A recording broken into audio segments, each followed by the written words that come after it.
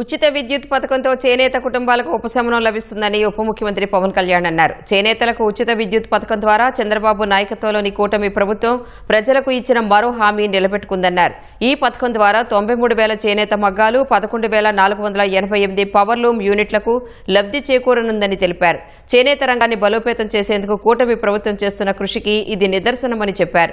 2017లో నేతన్నలు తనను కలిసి వారి కష్టాలు చెప్పుకున్నప్పుడు మనసు చలించిందని గుర్తు చేసుకున్నారు.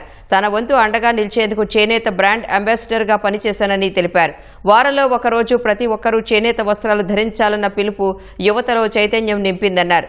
నివార్ తుఫాన్ కారణంగా వెంకటగిరి చేనేత మగ్గాలకు నష్టం జరిగినప్పుడు స్వయంగా వెళ్లి వారి కష్టాలు చూసి అండగా ఉంటామని భరోసా ఇచ్చానని తెలిపారు. గత 21 నెలల్లో కూటమి ప్రభుత్వం అన్ని వర్గాల ఆకాంక్షలకు అనుగుణంగా అభివృద్ధి, సంక్షేమం రెండు కళ్లుగా పనిచేస్తోందన్నారు. ఉచిత విద్యుత్ పథకం ద్వారా ప్రయోజనం పొందే చేనేత కుటుంబాలకు శుభాకాంక్షలు తెలిపారు.